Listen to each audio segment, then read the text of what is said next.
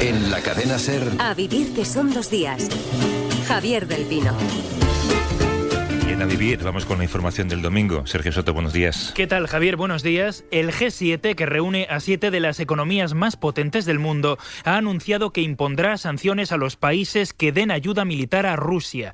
Precisamente este sábado, Estados Unidos ha mostrado su preocupación por la intención de China de prestar ese material al ejército de Putin. Laura Álvarez. En un comunicado, los ministros de Asuntos Exteriores del G7 reiteran su apoyo a Ucrania y mantienen su compromiso de intensificar las sanciones a Rusia para limitar su esfuerzo bélico.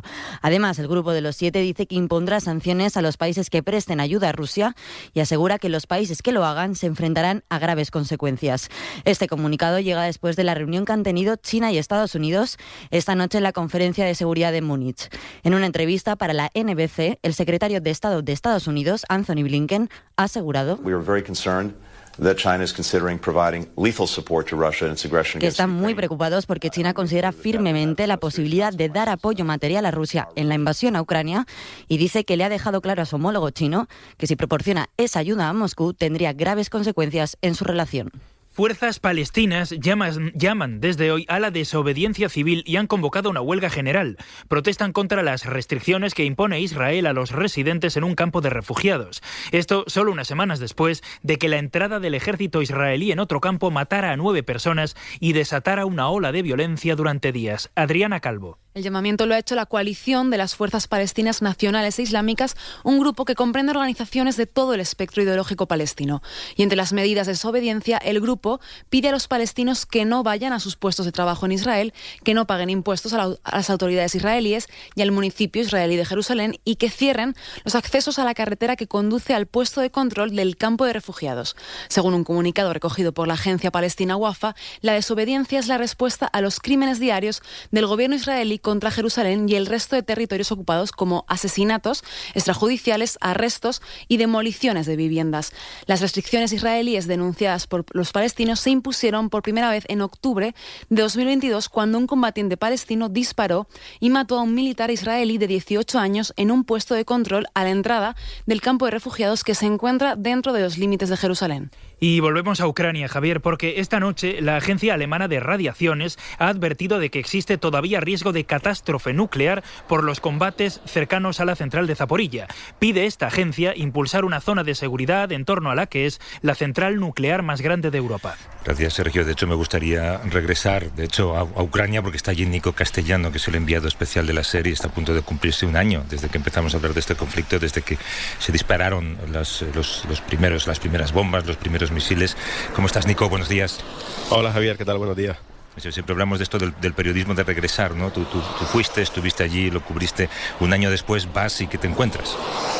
Sí, un año después estamos aquí, es la tercera vez desde el inicio del conflicto y fíjate, estábamos camino de Druskiivka, Javier, que está a unos 20 minutos de aquí y justo acaban de caer unos misiles, según informa el gobierno ucraniano, y nos han parado en medio de la carretera, en medio de los cruces que hay aquí, de los checkpoints, así que la guerra continúa, escuchamos el sonido de las bombas de manera permanente y si te parece te voy a contar el último testimonio que he grabado hace unos minutos aquí en Kramatorsk, que es una ciudad clave en la región del Donbass. Son 2 soldados que acaban de salir del frente. Hablamos mucho de Bakhmut, de esa ciudad clave, por todo lo que supone en cuanto al reparto de material logístico, de suministros para las tropas ucranianas. Y Sergi, de Irpin, nos contaba que están resistiendo. Звати мене Сергій, я наразі в Вінницькій області.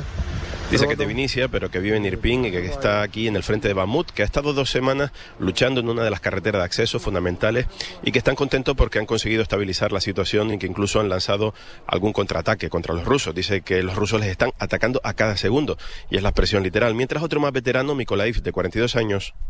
42, місто Дніпро. Nikolai.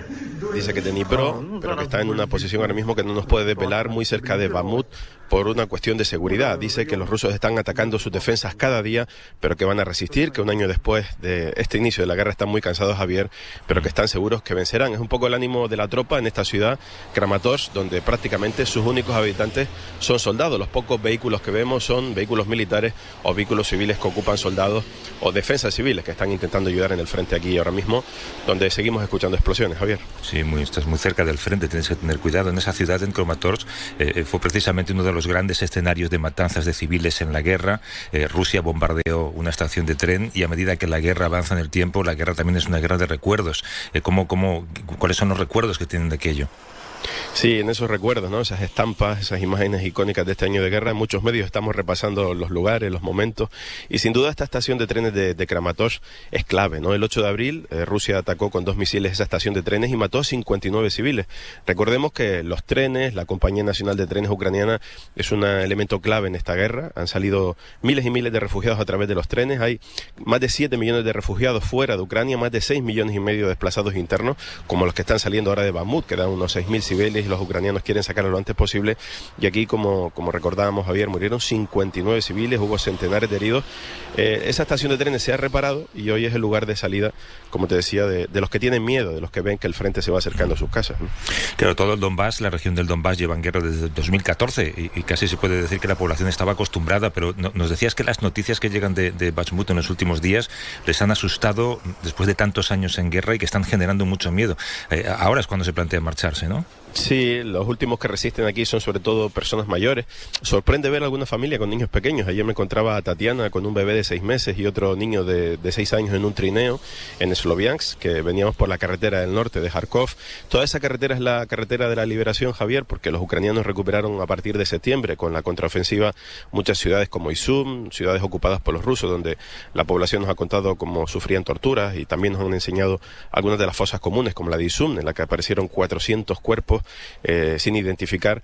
Y lo cierto es que en todo ese camino lo que nos va diciendo la gente es que ahora sí tienen más temor por los rumores, por las noticias que llegan del otro lado, por la posibilidad de que Rusia lance un gran ataque con motivo del aniversario de la guerra, y que muchas de estas familias, muchas de estas personas mayores que se resistían hasta ahora a dejar sus hogares, se lo están planteando. Y de hecho en esa estación de tren, como te digo, esta mañana había escenas de despedida, porque hay algunos que sí, que van a poner su vida un poco más a salvo. Yeah. Claro, el viernes se cumple un año de guerra, decíamos, ¿no? Ayer escuché aquí una entrevista con una familia de Ucrania refugiada y recuerdo que le preguntaban a la mujer ¿cuándo cree que va a acabar la guerra en su país? Y ella decía, nunca. Yo no sé tú qué percepción estás viendo que tiene la gente de lo que puede durar esto. Bueno, la verdad que la percepción es variable, ¿no? En esta parte del este de todo el Donbass, en Kharkiv, en Gerson, que estuve también estos últimos días donde el sonido de las bombas era permanente, aquí se vive la guerra de manera muy directa, la gente es muy consciente del peligro, cada día ven cadáveres, ven entierros, ven ambulancias con soldados heridos o con civiles heridos. Ahora mismo acaba de caer estos misiles aquí a 20 minutos donde nos encontramos, y esa es una sensación de la guerra. La otra, la que está en el oeste, la gente que está en Kiev, la gente que está en el Lviv, vive otra situación, ¿no? En Kiev vuelve a haber atascos, en Kiev los restaurantes están abiertos, lo mismo pasa en Leópolis. Sin embargo, las escenas que me he encontrado en Sloviansk o en Kramatorsk son ciudades prácticamente vacías, ¿no? Soldados y los pocos familiares o los pocos civiles que quedan aquí, que se resisten a dejar lo que ha sido su casa desde su nacimiento. La guerra, Javier, está dejando miles de víctimas, nadie sabe tampoco el balance exacto ni en ningún lado de los bandos. Los ucranianos hablan de que están matando 1.000 soldados rusos cada día, los rusos hablan de otro tipo de cifras, pero lo cierto es que la población civil, al final, los vivos, los que siguen aquí intentando resistir la situación, conviven cada día más con el miedo y con la incertidumbre. Algunos expertos, hablábamos esta semana con algunos profesores de Relaciones Internacionales en la Universidad del Mar Negro, y nos decían que hay que prever que esta guerra dure al menos medio o un año más. Nadie sabe a ciencia exacta cómo se van a desarrollar los acontecimientos, pero lo cierto es que hoy, en toda esta región del Donbass, los ataques están siendo muy cruentos. Nico Castellano, enviado especial de la SER a Ucrania. Cuídate, un abrazo. Muchas gracias, Javier, un abrazo. Cadena SER. Servicios informativos.